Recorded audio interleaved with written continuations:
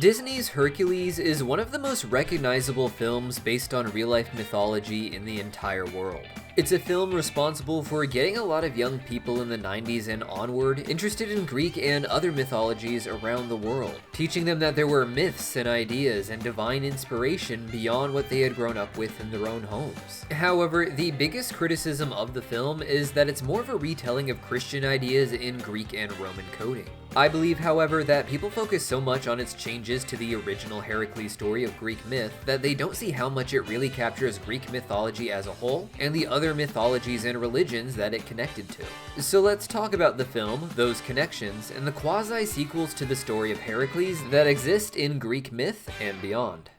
Now, the Hercules movie is pretty simple. It focuses on Hercules, presented as the son of Zeus, the leader of the gods living on Mount Olympus. The brother of Zeus, Hades, wants to one day rule the world from Olympus and steal Zeus's throne. But there is the unfortunate prophecy in the film that Hercules will one day rise up and stop Hades from conquering the world. Because of that, Hades concocts a plan to make Hercules lose his divine nature, feeding him a toxic potion that takes nearly all of his godly light, but leaves behind his super strength. From this point, the only way for Hercules to get back to Olympus is to prove himself to be a true hero, sending Hercules on a journey to fight different monsters from Greek myth and perform some of the notable labors from his different stories. In the end, these great feats don't prove that he's truly a god or hero, however, and instead, the moment of truth comes when he risks his life descending into the underworld to rescue the soul of the woman he loves, Meg, putting himself in danger not for glory, but for love. This allows Hercules to become a true god and defeat the elemental titans that his father had imprisoned deep in the past and who Hades had released to help him conquer the world.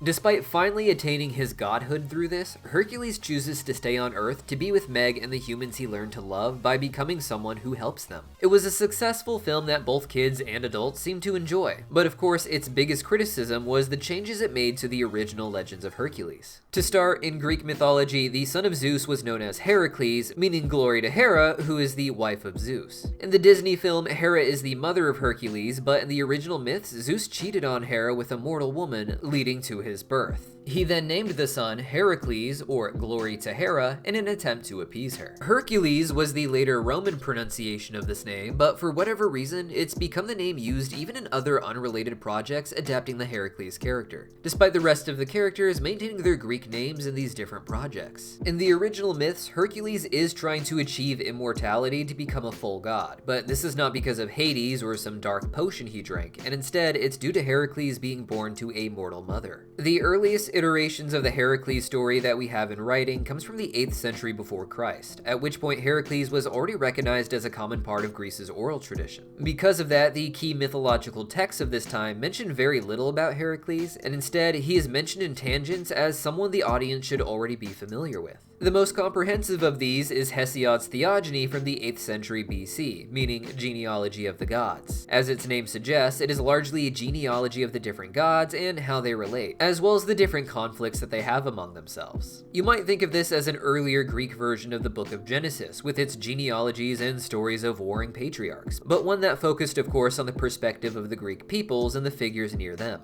In this text, Heracles is mentioned as the son of Zeus and a woman named Alcmene, and like in the Disney movie, he is described as having super strength thanks to his divine lineage. Later, the text mentions him achieving immortality and living among the gods while also taking on a divine wife, different from the movie where Hercules chooses to live on Earth. These labors would become known in later texts as the 12 labors of Hercules, and some of these are seen in the movie. One of the larger examples of this is the sequence of Hercules fighting the Great Hydra, but we also get smaller moments and montages such as the slaying of the Nemean lion and the wearing of its skin. Now, in the early mythologies, Heracles' romantic interest is aimed at a daughter of Zeus. However, later traditions depict a different story, such as the Heracles play by Euripides from the 5th century BC. In this play, Heracles is married to Megara, with whom he has children, the inspiration for the Megara within the Disney film. In this play, however, Heracles is not the daughter of Hera, and because of that, Hera orchestrates events to drive Heracles mad, causing him to kill Megara and his sons in a fit of insanity. This is of course a wildly different story than what we got in the Disney film, where Meg is the cursed property of Hades, whom Hercules ends up rescuing from the river Styx in the underworld in order to have his happily ever after with her. The story of Hades becoming the big villain in the Disney movie is generally seen as a more Christian idea, treating Hades like a rebellious lesser entity similar to the devil who wants to overthrow the chief god. In the labors of Heracles in the various myths, Heracles is known to go to Hades with the mission of capturing Cerberus, the three-headed dog that guards the underworld. But Hades is portrayed as very neutral in this interaction. Instead of putting up a fight, Hades lets Heracles take Cerberus out of the underworld as long as he conquers the three-headed dog without any weapons, and of course returns him afterwards. In Greek myth in general, Hades is presented as a not-so-villainous figure, often neutral in the world's conflicts and simply having his own agenda like any of the other flawed gods, including Zeus.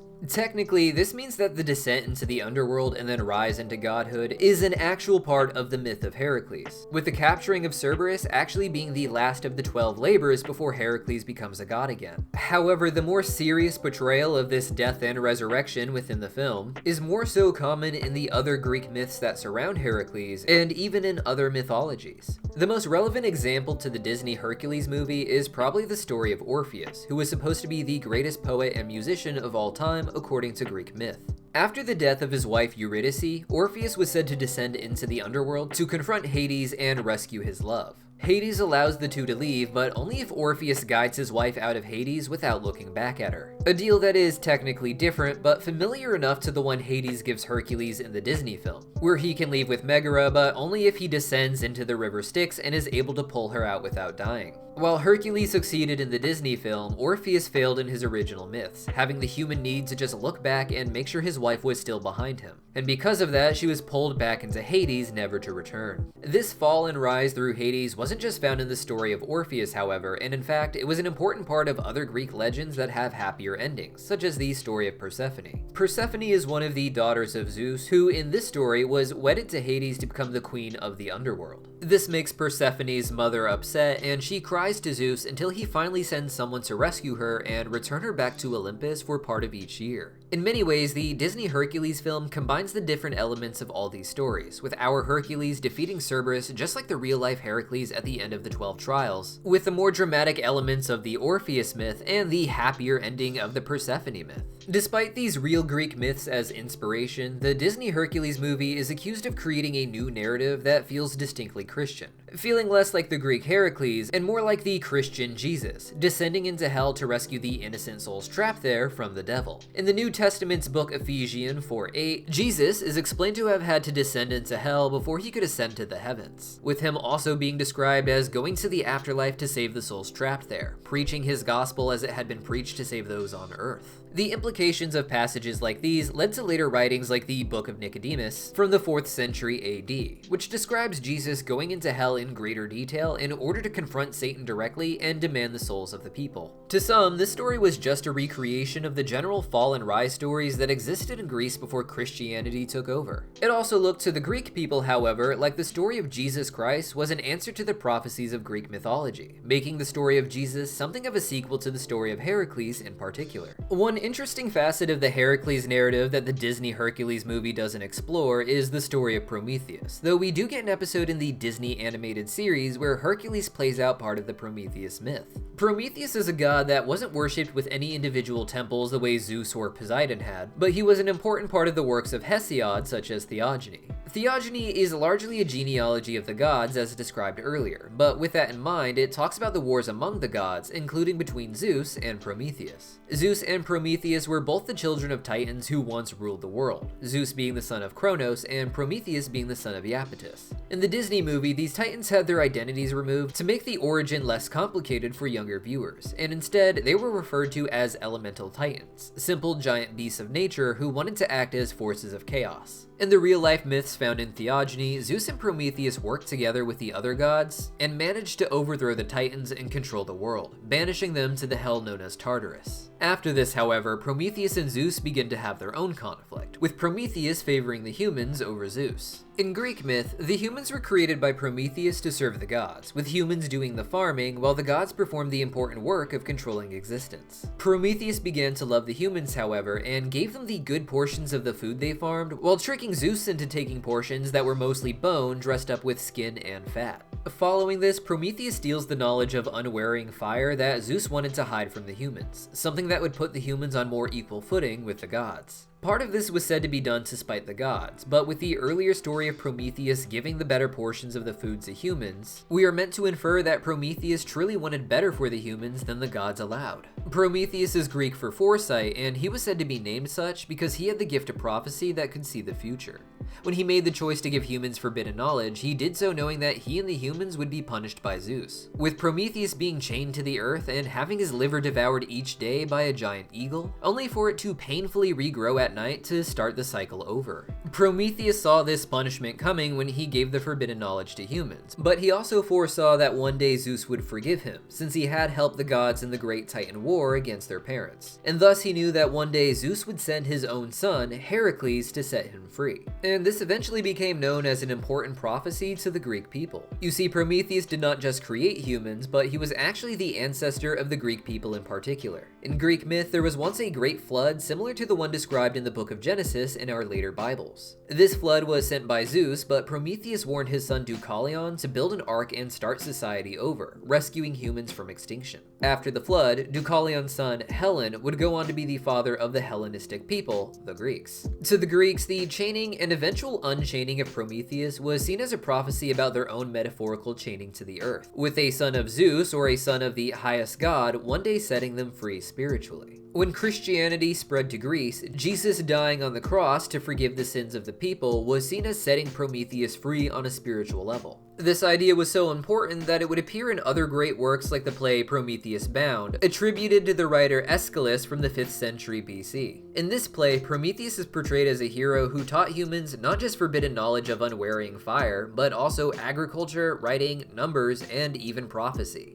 For this, he ends up chained to the earth, but while there, he ends up meeting a wandering woman who has been turned to a cow. This woman was another mortal that Zeus had fallen in love with named Io, angering Hera yet again. Because of this, Io is turned into a cow, but then Hera sends a gadfly to constantly sting her to make her wander the earth. In this play, she comes across Prometheus, and Prometheus predicts with his gift of foresight that they will both be saved by a descendant of hers and Zeus, the eventual Heracles. Now, these changes, or rather additions, to the Prometheus story are important because the writer Aeschylus was accused of using his writings to expose the secrets of the Eleusinian mysteries. The Eleusinian mysteries were a secret society or private society in ancient Greece and part of the tradition we refer to today as mystery schools. Mystery schools existed as far back as ancient Egypt and continue today with private societies like Freemasonry, each having different levels of influence in their own culture. In ancient Egypt, the mystery school was mostly for the elites, the government, the royal class, the priestly class, and the titans of industry like architecture that helped shape Egypt. Together, they controlled the country as a whole and held on to a lot of secret information about their religion and history. This system spread to Greece and eventually all over the world, with some cultures making it a part of their unified government system, and others creating secondary private societies that governments and royals were welcome in, but which also catered more so to the public and people seeking knowledge. The important thing about these ancient mystery schools, however, is that they all had initiations using the same death and resurrection narrative, but with different mythological characters. In Egypt, the initiate acted out the story of the god Osiris, who is tricked into a coffin by his brother Set and then drowned and dismembered. Following this, his wife Isis revives him just long enough to impregnate herself, leading to a spiritual death and rebirth when Osiris becomes the god of the afterlife. In Greece, they adopted this symbolic fall and rise with different stories. The more private Orphic mysteries use the Greek myth of Orpheus descending into Hades to rescue his wife that we discussed earlier.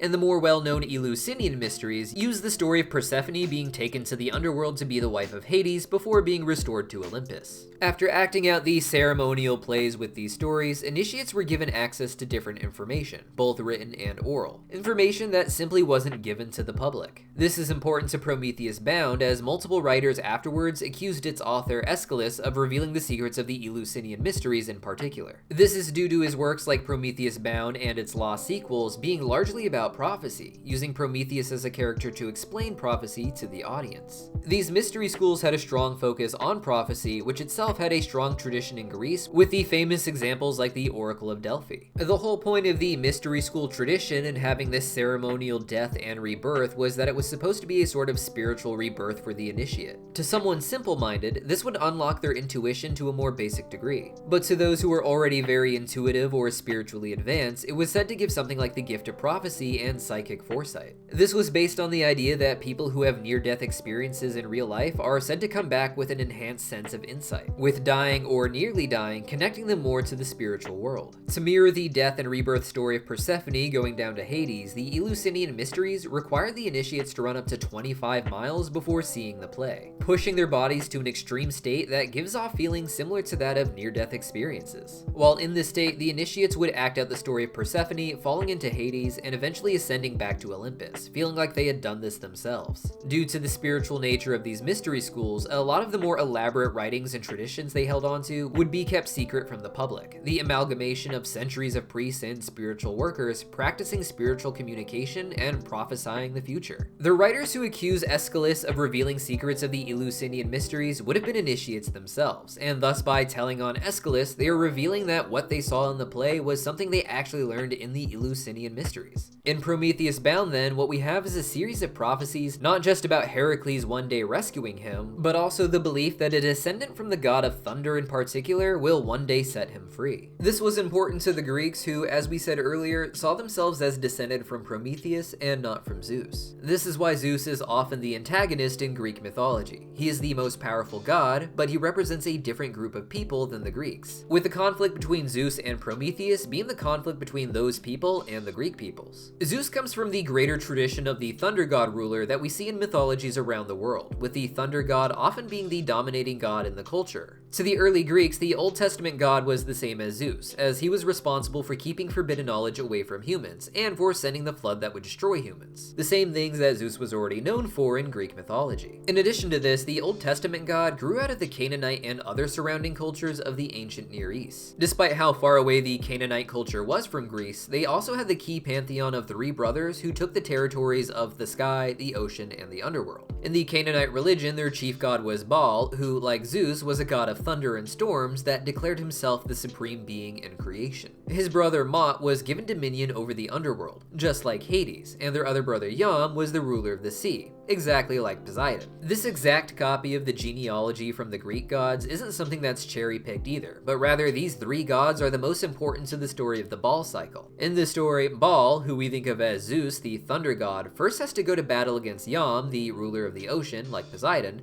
and then against Mot, the ruler of the underworld, like Hades. The writing of this myth has been dated as far back as the 4th century BC, over 500 years before the Greeks would write down their myths of gods with these same elemental archetypes, where, just as in the Baal cycle, the thunder god is now the ruler of their region, with the original god of Greece, Poseidon, now being something of a secondary god who is subservient to Zeus. And so if the Jewish people grew out of a culture that was originally worshipping the figure of Zeus, or the thunder god, that would make Jesus the parallel to Heracles. This made sense to the Greeks, considering that even in the Gospels, foreign mages came to Judea with prophecies of the Messiah being born there at that time, guided by the stars. But the idea that Jesus was the answer to the prophecies of Heracles was made even more clear in the Gnostic myths that would be written in the early centuries of Christianity. For those who don't know, Greek mythology and its characters didn't stop existing once Christianity came in. It was unfortunately common for different religions to be imposed on a culture in different ways, whether violently or through manipulation. And when this happened, it wasn't just the public religion that shifted, but the private societies like the mystery schools would as well. The point of mystery schools like the Eleusinian Mysteries was to make sure that the people they initiated understood what they were trying to teach. And it's hard to do that with the initiation ceremonies if you continue to use myths that are becoming antiquated and not associated with the personal salvation that people are seeking in the modern culture. The mystery school tradition itself is believed to have started in Egypt, with the Eleusinian Mysteries, with its version of the story featuring Persephone, being purposely adapted to use characters that the Greek people would understand, instead of just adapting the original Egyptian story featuring Osiris. These mystery schools generally understand that there is one actual spiritual system that exists, with the myths all just being different cultural names and stories about our relationship with that spiritual world. So with that in mind, when Christianity spread through the Hellenized world, the mystery schools would keep their same basic stories and prophecies and traditions, but would revise the story so that they still had biblical characters while focusing on the Greek perspectives. This began with the movement that we today call Gnosticism, which took the philosophies and traditions of the Greeks and told them with their Christian counterparts. The Greeks already saw the Old Testament as a parallel history to their own theogony, with Zeus being the Old Testament god that tried to wipe out humans, and the serpent being the Prometheus figure who gave humans forbidden knowledge, and of course, Jesus being the Heracles savior figure. With the serpent being presented as evil in the Old Testament, the goal of Gnosticism was to reverse the story so that, like Prometheus, the serpent is now the hero. The premise of Gnostic myth is essentially that the Old Testament god was an evil, ignorant deity that just wanted humans to worship him. Not all that different from Zeus, who was happy to see humans be wiped out if not for Prometheus. In these texts, the Old Testament god is known as the demiurge, meaning architect, because he's the god of the physical world, but there are higher spiritual beings and worlds above him that he cannot see. The serpent in the Garden of Eden, meanwhile, isn't just made the hero of the story like Prometheus, but in some of these myths, the serpent is equated with Jesus Christ himself. In this version of the story, Jesus came down to give humans the forbidden knowledge that is supposed to set them free from the demiurge's control. This parallels the reverence for Heracles as a more noble savior figure in the Greek tradition, and Zeus's role as a more antagonistic god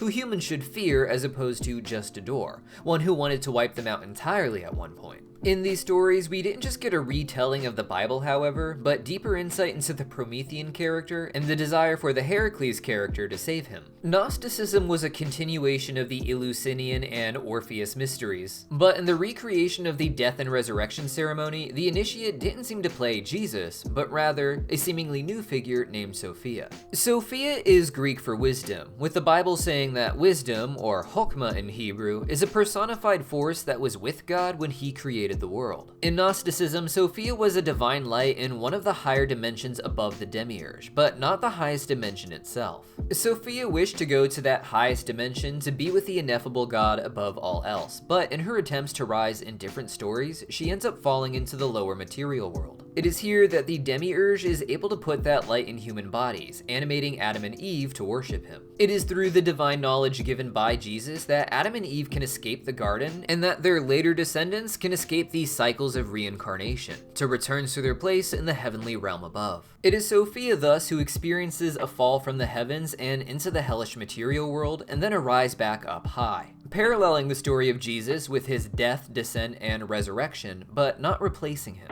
This is because Sophia's story of being rescued by Jesus parallels the story of Prometheus being rescued by Heracles, with both being a parallel to the Greek people and their own journey. In some versions of the myth, Sophia's fall is even shown to be on purpose, like with Prometheus, but putting themselves in danger, knowing that they would one day be restored while achieving their ultimate goals. A striking similarity between the Gnostic retellings of the biblical myths and the original Greek myths is the requirement of forgiveness to come from the highest god before Prometheus or Sophia may be set free. For Prometheus, Heracles can only save him when Zeus himself forgives Prometheus in one way or another. In texts like Pistis Sophia, Jesus wants to help Sophia when he finds her in her fallen state, but he is unable to do so until he receives permission from his father, the highest of all gods. This does not happen until Sophia has begged for forgiveness 9 times. This is a very strong number in mythology, representing 9 incarnations that humans have to take before returning to a spiritual state above. This is something found in the Nordic mythology, with Odin hanging from the world tree for 9 days and nights, as well as in the Hindu mythology with the 9 incarnations